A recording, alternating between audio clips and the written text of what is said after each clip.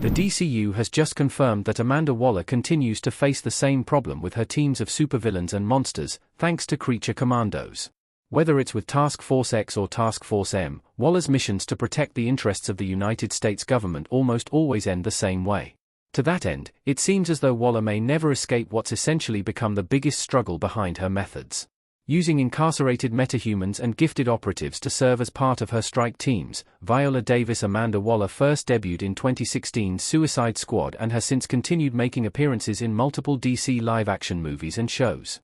To that end, it's easy to identify the forming pattern whenever Waller deploys one of her teams, the mission's outcome, and the reasons why she sent them in the first place. Likewise, Amanda Waller's failings and problems seem to have only persisted in the DCU's new Creature Commando series. I'm seeing a major pattern with Amanda Waller. Solving problems she helped create. From the very beginning in the DCEU, Amanda Waller has frequently had to solve problems she or her government creates, and her teams often end up generating as much harm as good. Likewise, that good is often in spite of Waller herself. In 2016's Suicide Squad from director David Ayer, Waller lost control over the Enchantress, who subsequently took over Midway City.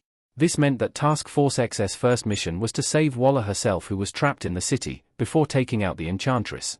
Likewise, James Gunn's The Suicide Squad in 2021 saw Waller sending 2 Task Force X teams to the recently overthrown Corto Maltese to destroy a Nazi-era lab known as Jotunheim. However, the real mission was to destroy all evidence of the US government's sinister involvement and secret funding of Project Starfish, otherwise known as the giant mind-controlling alien named Starro, who'd been experimented on for decades.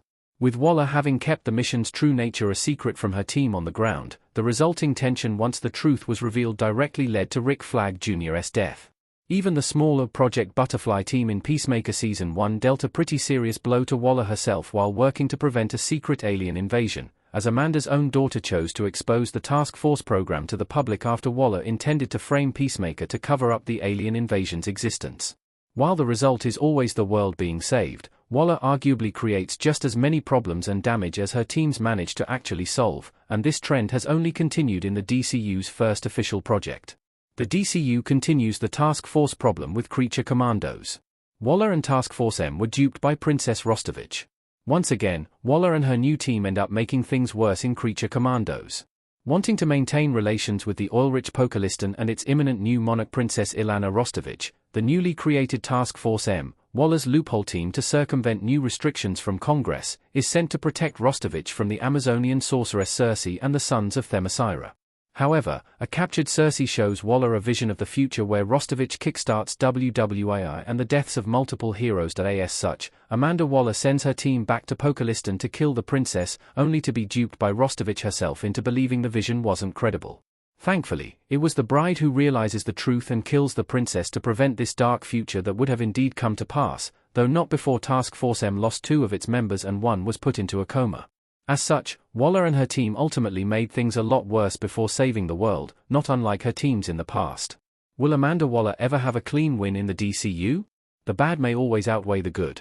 Amanda Waller monitors control screens in Suicide Squad.